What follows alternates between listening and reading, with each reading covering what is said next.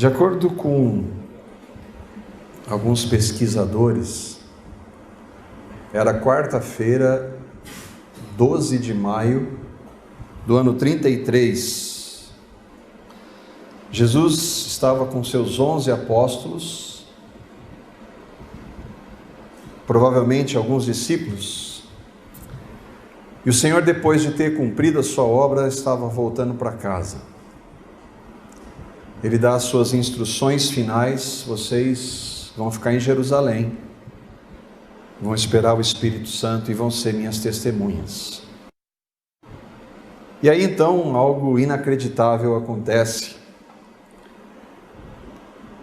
Tendo dito isso, Jesus foi elevado às alturas enquanto eles, os discípulos, olhavam, e uma nuvem o encobriu da vista deles. E eles ficaram com os olhos fixos no céu enquanto ele subia. De repente surgiram diante deles 2 homens vestidos de branco que lhes disseram: Galileus, por que vocês estão olhando para o céu? Este mesmo Jesus, que dentre vocês foi elevado ao céu, voltará da mesma forma como viram subir. O retorno de Cristo não é um mito, não é conversa de religiosos, não é um retorno espiritual, como alguns na igreja querem defender, não é figura de linguagem. Um dia, Jesus, o mesmo Jesus que veio há 2000 anos, vai voltar e com ele o fim de tudo isso aqui. Os cristãos devem aguardar com grande expectativa a volta do Senhor, não com temor. Quem tem que ter medo são aqueles que não creem. E aqueles que não creem, que são aqueles que não nasceram de novo, precisam entregar e receber a Cristo, crer no que Cristo fez, para que estejam preparados para a volta dele. O fim ainda não chegou, mas nós podemos nos atentar então para os sinais do fim. O futuro da humanidade já está traçado. E alguns brincando: mas que coisa tenebrosa, para que isso, esse fogo? De onde vem esse fim do mundo? Vem da palavra de Deus, Mateus 24, 3, Jesus dizendo. Tendo Jesus se assentado no Monte das Oliveiras, os discípulos dirigiram-se a ele em particular e disseram: dize-nos quando acontecerão essas coisas e qual será o sinal da tua vinda e do fim dos tempos. A gente vai ver esse sinal e alguns sinais que Jesus disse na segunda parte.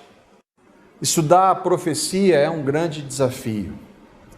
Existem homens de Deus que têm estudado ao longo dos anos a história da igreja, alguns divergindo em alguns pontos, e eu tenho uma paixão por isso desde que o Senhor se revelou pela sua graça. É uma alegria poder pensar na volta de Cristo, e pela graça eu tenho aprendido que entre homens de Deus há sim algumas divergências. A gente tem podido ver isso em alguns irmãos queridos que pensam em alguns pontos diferentes, não naquilo que é o centro, que é a volta do Senhor.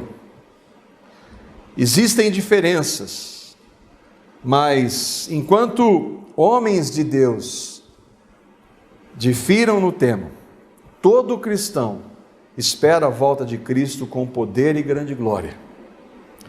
Quem são os cristãos? Os cristãos não são religiosos, não são aqueles que participam dessa ou daquela religião, denominação. Cristãos são aqueles que receberam a Cristo, creram na sua morte e ressurreição, receberam a Cristo como Salvador e Senhor, pela graça. E alguns fundamentos que nós vemos na palavra e que distinguem os verdadeiros cristãos daqueles que não creem. Nós cremos só em Cristo, mais ninguém, só na graça. Nós não podemos operar nossa salvação, só a fé, somos salvos pela graça, mediante a fé que é dada por Deus. Só a Deus a glória. E só a palavra dele é a única regra de fé e prática, a única base que nós temos. Ainda que a gente tenha algumas diferenças, nós temos isso que nos une. E, apesar das diferenças que há a escatologia, algumas certezas. A volta de Cristo. Todo cristão autêntico crê que Jesus vai voltar um dia. Essa volta vai ser visível. A igreja crê no arrebatamento dos cristãos.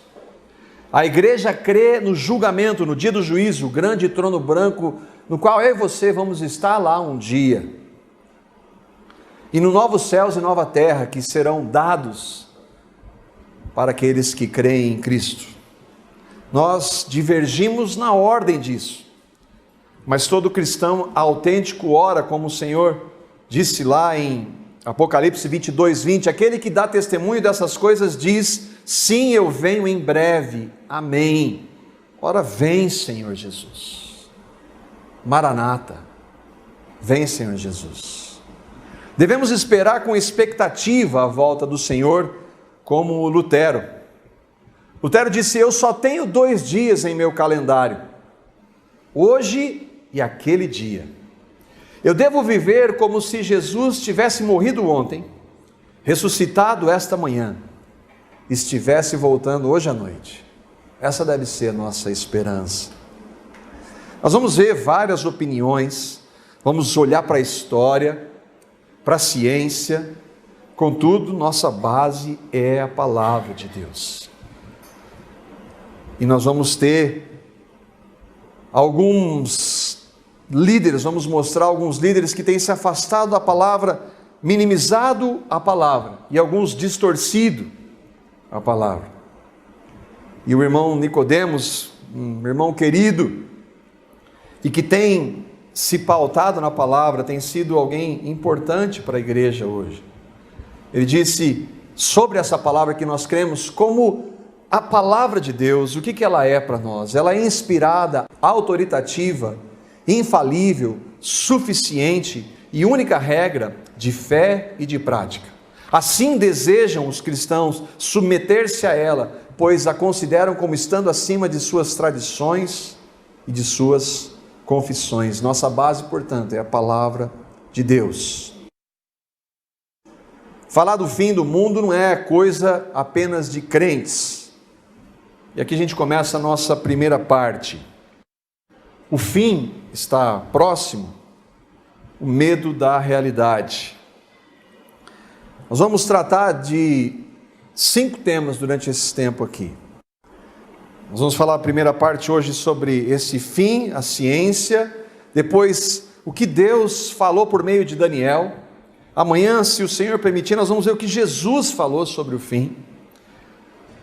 À noite nós vamos falar sobre o arrebatamento, o que é, como e quando vai acontecer, e depois o que eu e você temos a ver com o fim. O fim está próximo. O cinema ama o assunto. Alguns filmes se pautam em dados bíblicos e científicos, outros em mitos.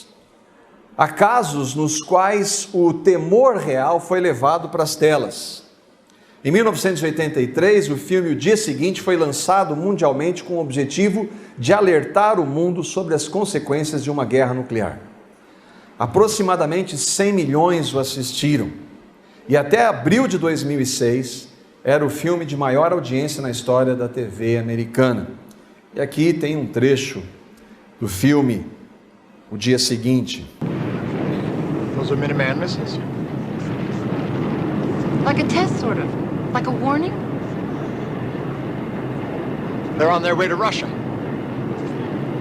Confidence is high. I repeat, confidence is high. Here we've got 32 targets in track and 10 impacting points. Roger, understand. Major Reinhardt, we have a massive attack against the U.S. net at this time. ICBMs. Numerous ICBMs.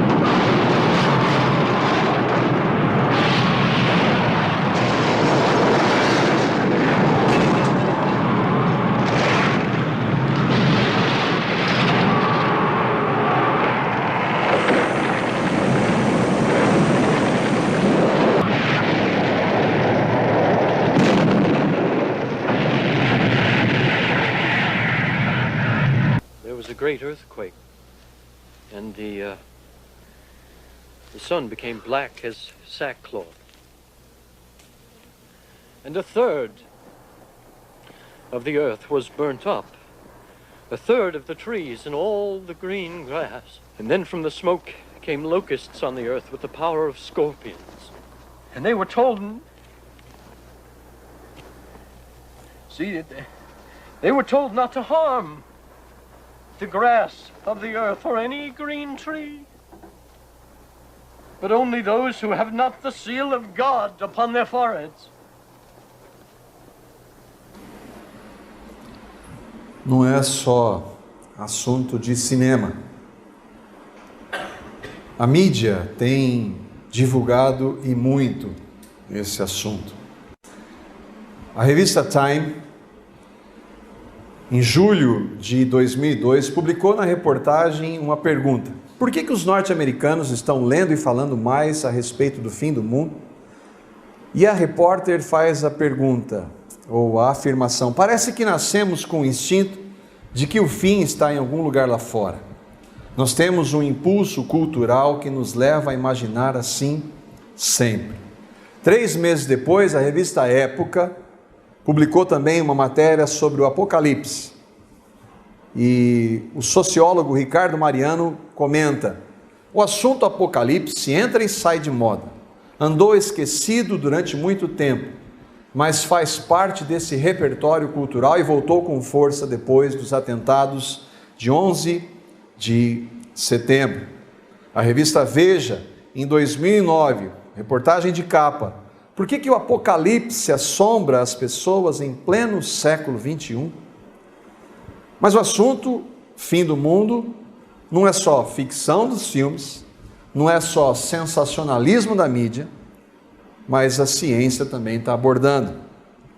A revista Terra, algum tempo atrás, uma reportagem, levantou essa questão: a ideia de que o mundo vai acabar algum dia é tão velha quanto nossa própria civilização. Há mitos e profecias sobre o final dos tempos em todas as culturas, e o tema se revela central na maioria das religiões. E aí a questão importante: o que não se poderia supor, porém, é que cientistas renomados e de várias especialidades pudessem unir as suas vozes no alerta de que a espécie humana pode estar à beira da extinção. E aqui alguns livros, documentários de gente falando dentro da ciência sobre o fim. Esse homem chama-se John Andrew Lisle, é filósofo e professor emérito da Universidade de Guelph, no Canadá. Ele escreveu um livro, O Fim do Mundo e a Ciência e a Ética sobre a Extinção Humana. E um comentário sobre o livro diz: será que estamos em perigo iminente de extinção? Sim, nós provavelmente estamos, argumenta John Leslie, em seu relato arrepiante dos perigos enfrentados pela raça humana ao nos aproximarmos do 2º milênio. O livro O Fim do Mundo é uma avaliação séria de muitos desastres que os cientistas previram e especularam e que nos levariam ao apocalipse. Esse é um filósofo, mas o que os cientistas dizem? James Lovelock é químico, matemático pela Universidade de Manchester, na Inglaterra, PhD em medicina, pesquisador em Yale e Harvard. Não é pouca coisa. Aos 88 anos, um dos cientistas mais influentes do século XX chegou a uma conclusão desconcertante: a raça humana está condenada.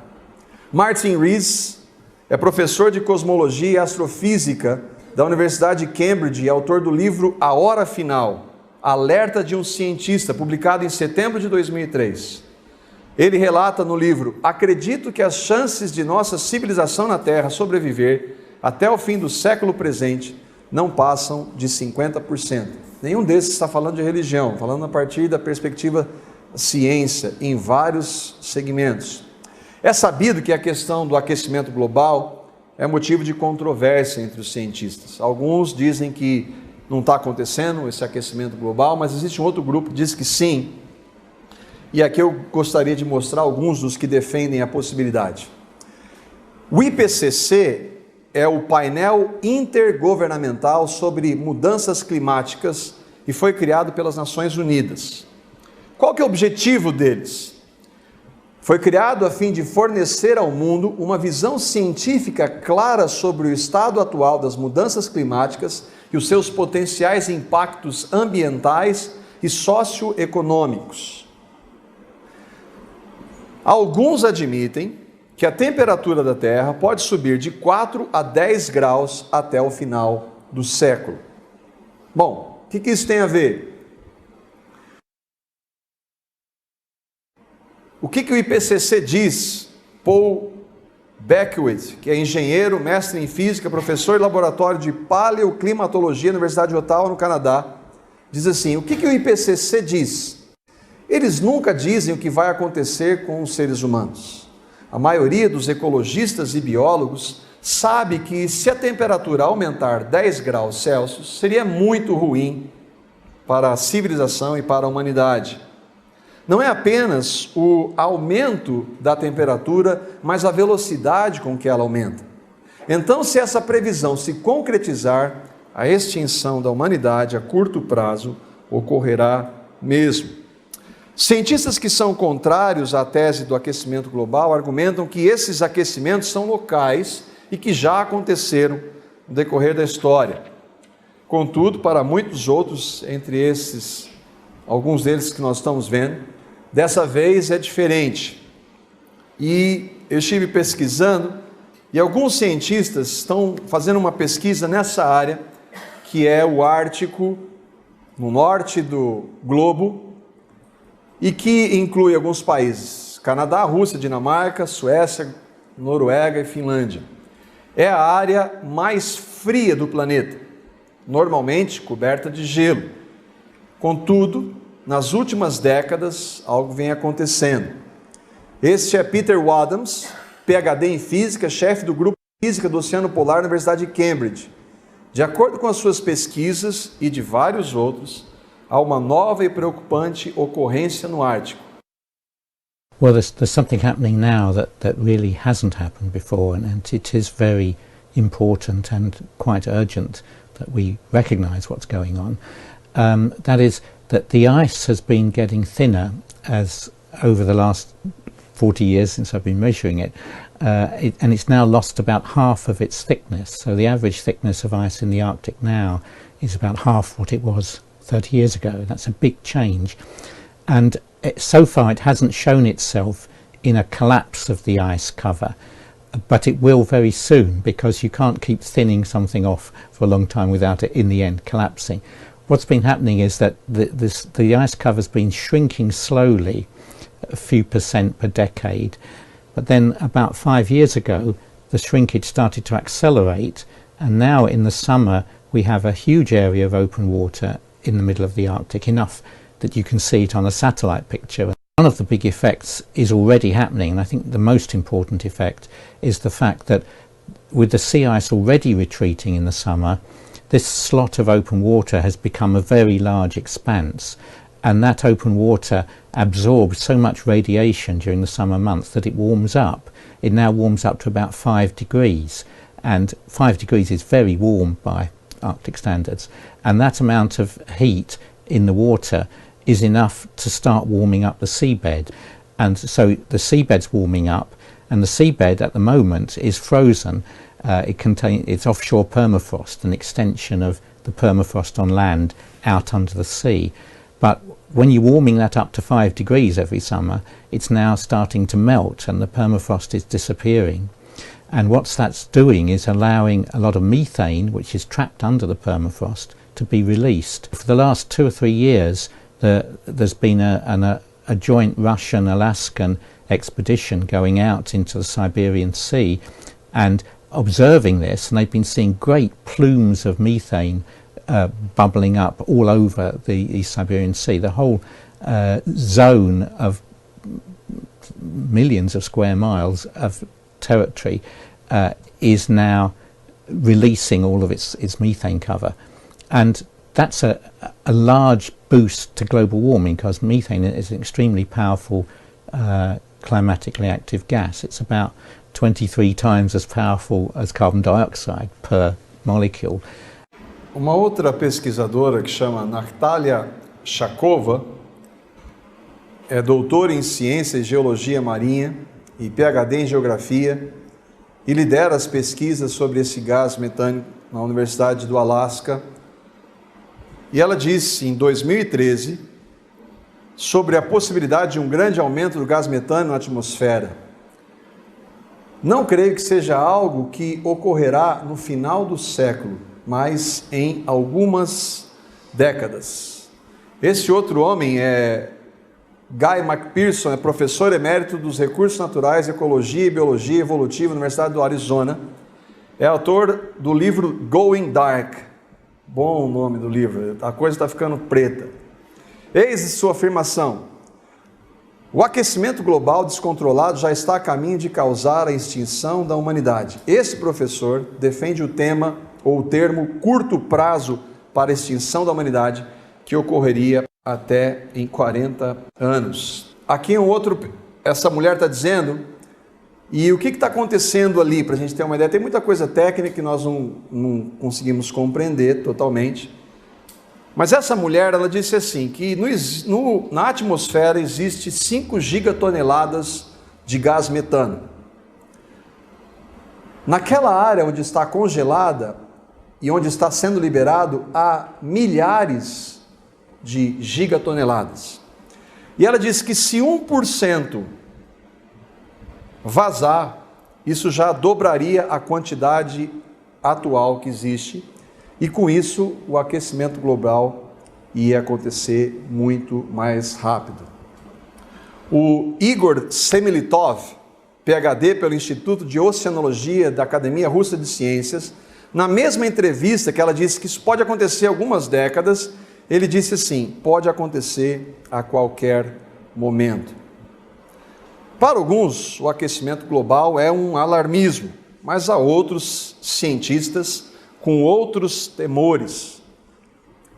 Isso é um site que eles têm lá o relógio do fim do mundo e representa a contagem regressiva para uma possível catástrofe política global. É coordenado desde 1947 pelos membros do Conselho de Administração do Boletim de Cientistas Atômicos, que inclui 18 ganhadores do Prêmio Nobel de Ciência e Segurança. A mais recente mudança no relógio foi feita em 14 de janeiro de 2014 e ele agora falta 5 para meia-noite. Meia-noite seria o fim. Esse é um documentário da BBC que tem vários cientistas falando sobre várias possibilidades. E aqui tem uma das possibilidades do vídeo. Essa seria uma mega tsunami. Esse documentário foi produzido pela BBC e tem 5 cenários possíveis, cada um deles com um cientista especialista na área.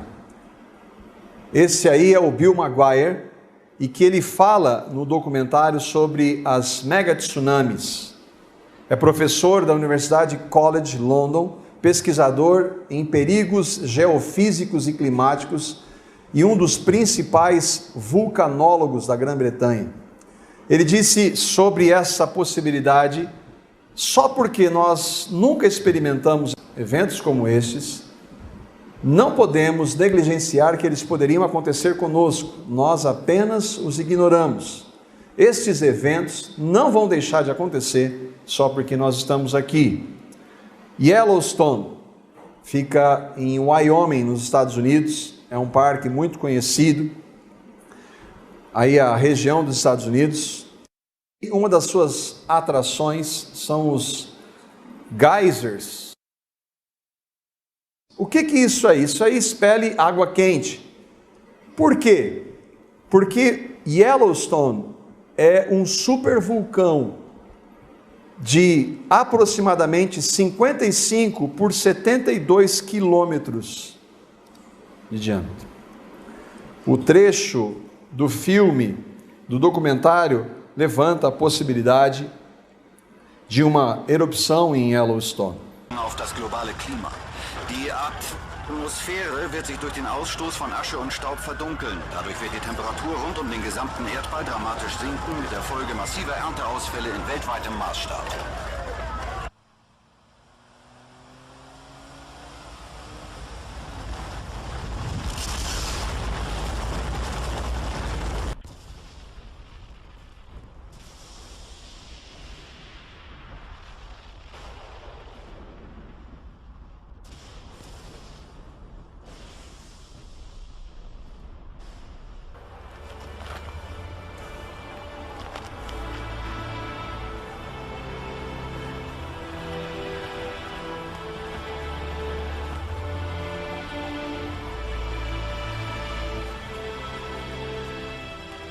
Im Umkreis von 1500 Kilometern rund um Ground Zero hat der Supervulkan alles vernichtet. Die Regierung befürchtet, dass ungefähr 15 Millionen Menschen der Katastrophe zum Opfer gefallen sind. Em janeiro deste ano, algumas reportagens a respeito de Yellowstone foram veiculadas.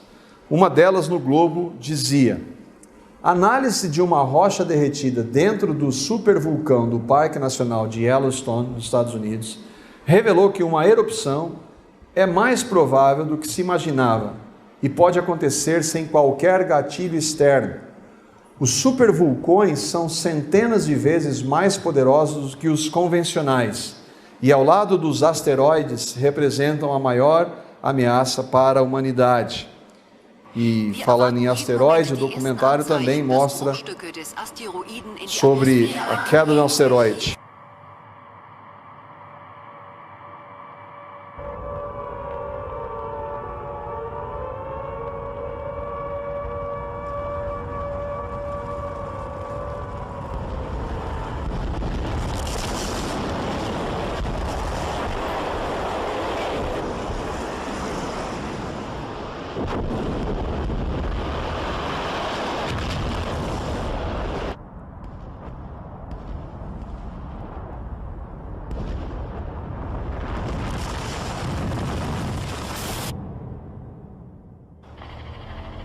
Eine noch unbekannte Anzahl Meteoriten hat Berlin getroffen.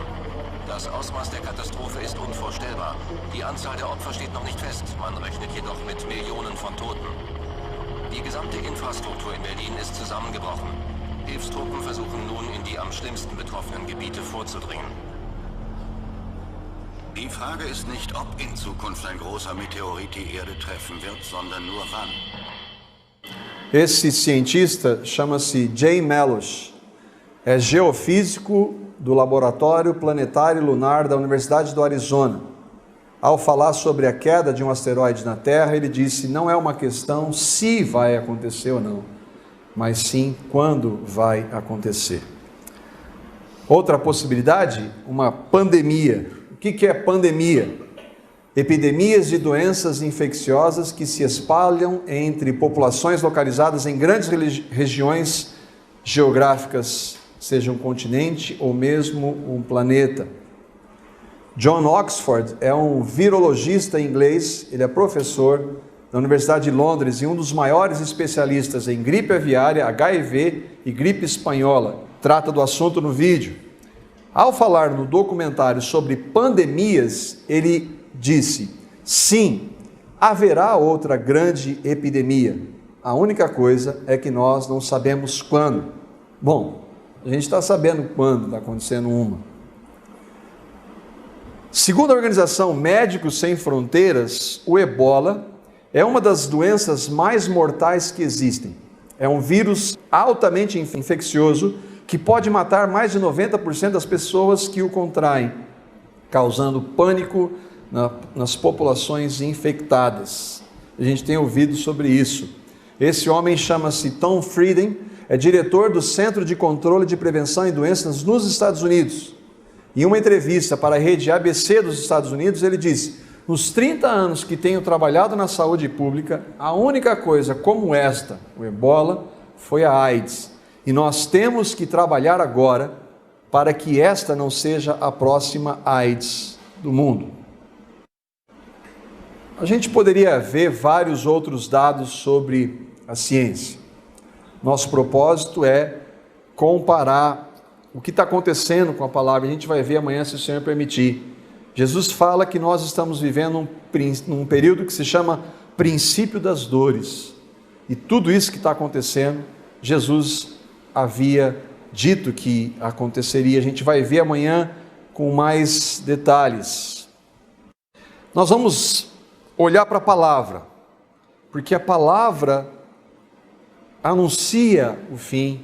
Desde o início, Isaías disse isso. Este homem é um estudioso da palavra, chama Roger Lieby, doutor pelo Seminário Teológico de Whitfield, na Flórida, pesquisador em línguas bíblicas e arqueologia e autor do livro O Messias do Tempo. Olha o que ele falou sobre as profecias a respeito de Jesus no Velho Testamento.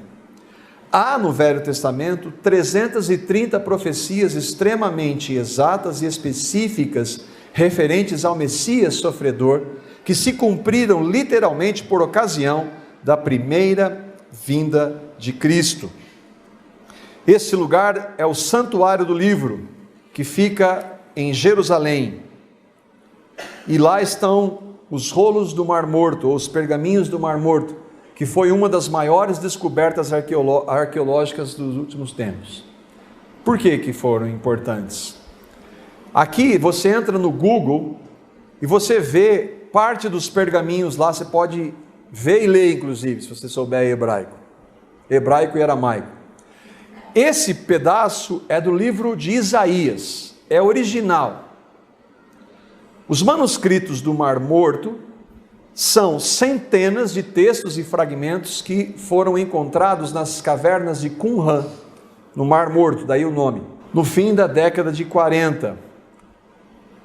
E elas são provas físicas das profecias bíblicas. Por quê? Esses manuscritos, eles são de 300 antes de Cristo até o ano 10 depois de Cristo. O profeta Isaías viveu entre os anos 765 e 681 antes de Cristo. Todos nós sabemos que os judeus não creem em Cristo. Mas a Tanakh, o que é a Tanakh? É o Velho Testamento. É o livro sagrado, é a palavra de Deus para os judeus. Isaías está na Tanakh. E olha o que nós vemos como profecias 700 anos antes da vinda de Cristo, e comprovado que foi escrito esse período, porque os rolos que foram encontrados têm 300 anos antes de Cristo. E olha o que diz alguns textos da Tanakh, que os judeus não creem em Cristo. A virgem conceberá e dará à luz um filho, lhe chamará Emanuel. Ele será pedra de tropeço e rocha de ofensa. Assim como houve muitos que ficaram pasmados diante dele, sua aparência estava tão desfigurada que ele se tornou irreconhecível como homem, não parecia um ser humano. Ele não tinha aparência nem formosura, era desprezado e o mais rejeitado entre os homens. Ele foi oprimido e afligido, contudo não abriu a sua boca. Como um cordeiro foi levado para o matadouro, e como uma ovelha que diante dos seus tosqueadores fica calada, ele não abriu a sua boca. Ele foi contado entre os transgressores, pois ele carregou o pecado de muitos e intercedeu pelos transgressores. Tudo isso está escrito em Isaías. É comprovado que Isaías foi escrito 700 anos antes de Cristo. Esse é um estudioso judeu. Olha o que ele diz. O rolo de Isaías, daquilo que foi encontrado, fornece prova irrefutável de que a transmissão do texto bíblico durante um período de 1000 anos, mais de 1000 anos, pelas mãos de copistas judeus, foi extremamente fiel e cuidadosa. Os judeus creem no Velho Testamento, não creem na palavra, não creem no Cristo anunciado no Velho Testamento. O que estes textos comprovam? Deus, 700 anos antes de Jesus nascer, anunciou ao profeta Isaías quem Jesus seria, como ele nasceria, viveria e morreria. E nós nem mencionamos Daniel, Ezequiel, Jeremias, Zacarias e outros profetas. Se Deus anunciou com precisão, por meio dos profetas do Velho Testamento, a primeira vinda de Cristo, o que nós podemos considerar em relação à segunda vinda?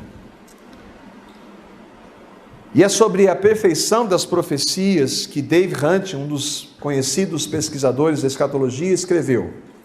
Cerca de 30% da Bíblia são dedicados à profecia.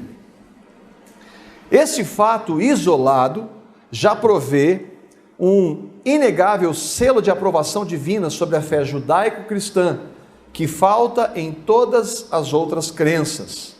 O perfeito registro do cumprimento da profecia bíblica é suficiente para autenticar a Bíblia, diferentemente de todos os outros escritos, como a única e inerrante palavra de Deus.